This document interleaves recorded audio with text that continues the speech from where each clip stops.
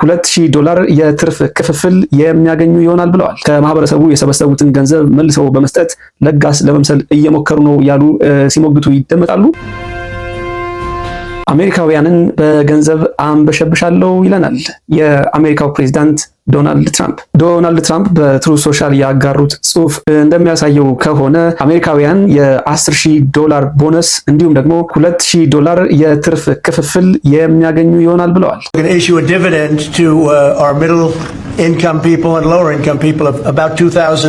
ትራምፕ ይህንን መረጃ ያጋሩት የገቨርንመንት ሸትዳውን ወይም ደግሞ የመንግስት መዘጋት እንደሚኖር ከተሰማ በኋላ ነው። ዝርዝር መረጃውን ወደ እናንተ የማቀርብ ይሆናል። ታዲያ እንደተለመደው ላይክ፣ ሼር፣ ሰብስክራይብ ማድረግ እንዳይረሳ።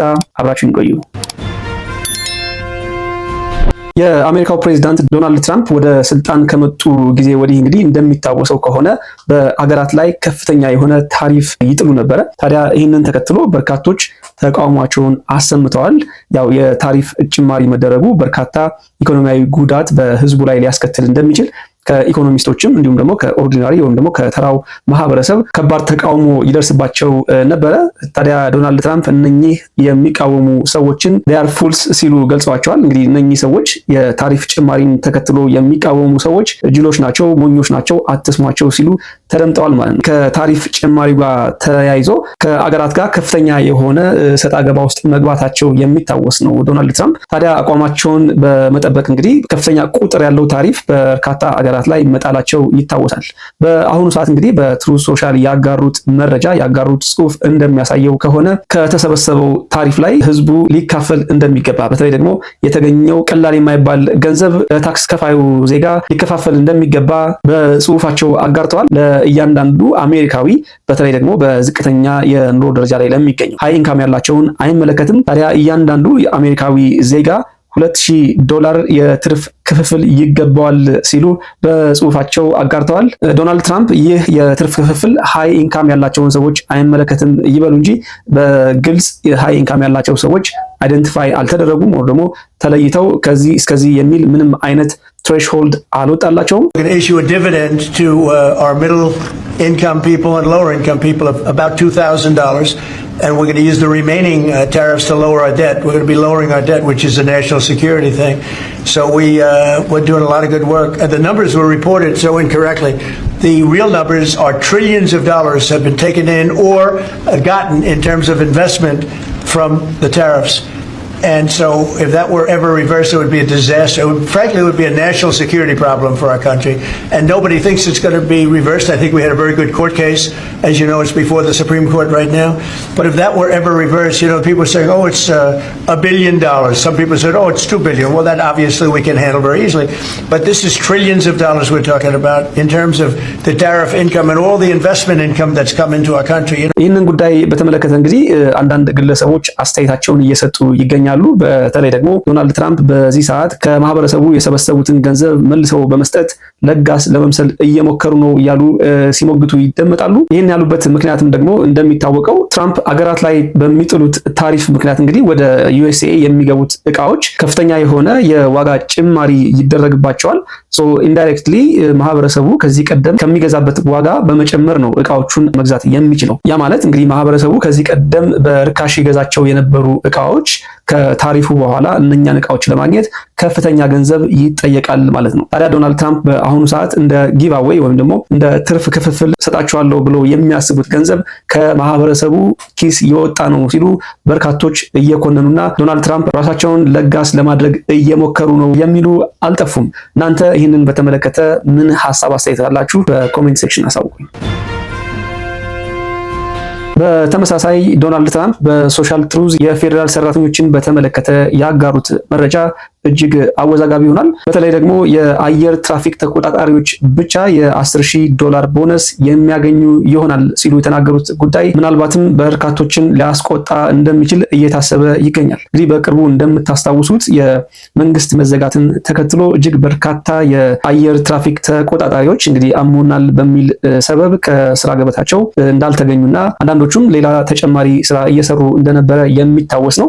ታዲያ ዶናልድ ትራምፕ እነኚህ ግለሰቦች አገር ሀገር ክደዋል፣ ምናልባት ሀገራቸውን ለማገልገል የተቀመጡ አይደሉም ሲሉ ያደረጉትን ነገር ኮንነዋል። በጭንቅላቴ መጥፎ ጠባሳ ጥላችሁ አልፋችኋል፣ በብላክሊስት ውስጥ እንደመዘገብኳችሁም አትርሱ ሲሉ ከፍተኛ የሆነ ቁጣቸውን ለነኚህ ግለሰቦች አስተላልፈዋል። አክለውም በስራችሁ ደስተኛ ካልሆናችሁና መስራት የማትፈልጉ ከሆነ ዶንት ሄዚቴት፣ ፍጹም ልታመነቱ አይገባም። አሁኑኑ ከስራ ገበታችሁ ልትለቁ ትችላላችሁ፣ በእውነተኛ ሀገር ወዳዶች ትተካላችሁ ብለዋቸዋል። ታዲያ በዚህ ከባድ ጊዜ ከጎናችን ለነበራችሁ የአየር ትራፊክ ተቆጣጣሪዎች በሙሉ እንኳን ደስ ያላችሁ።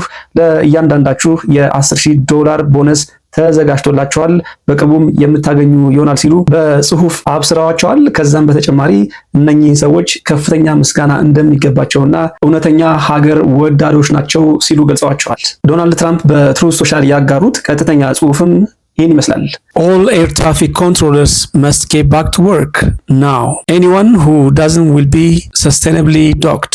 For those air traffic controllers who were great patriots and didn't take any time off for the Democrats shutdown hoax, I will be recommending a bonus of $10,000 per person for distinguished service to our country. For those that did nothing but complain and took time off, even though everyone knew they would be paid in full shortly in the future, I am not happy with you. You didn't set up to help the USA against the fake Democrat attack that was only meant to hurt our country. You will have a negative mark, at least in my mind, against your record. If you want to leave service in the near future, please do not hesitate to do so. With no payment or severance of any kind, you will be quickly replaced by true patriots who will do a better job on the brand new state of the art equipment, the best in the world, that we were in the process of ordering. The last administration wasted billions of dollars trying to fix antiquated junk. They had no idea what they were doing. Again, to our great American patriots, God bless you. I won't be able to send your money fast enough. To all others, report to work immediately. God bless America. President Donald J. Trump. ይህንን መልእክት በማስተላለፍ እንግዲህ ይገባቸዋል ላሉት ለአየር ትራፊክ ተቆጣጣሪዎች $10,000 ቦነስ አዘጋጅተዋል ማለት ነው። ታዲያ ይህንን ተከትሎ ምናልባት ሌሎች የፌደራል ኤጀንቶች ሲሰሩ የነበሩ ሰራተኞች ጥያቄ ያነሱ ይሆናል የሚል አንዳንድ ስጋት አለ። ታዲያ ዶናልድ ትራምፕ ሞር ኤምፋሳይዝ ያደረጉት ትኩረት የሰጡት ለፌደራል አቪዬሽን ነው። ታዲያ ይህንን ያደረጉበት የራሳቸው ምክንያት ይኖራቸዋል።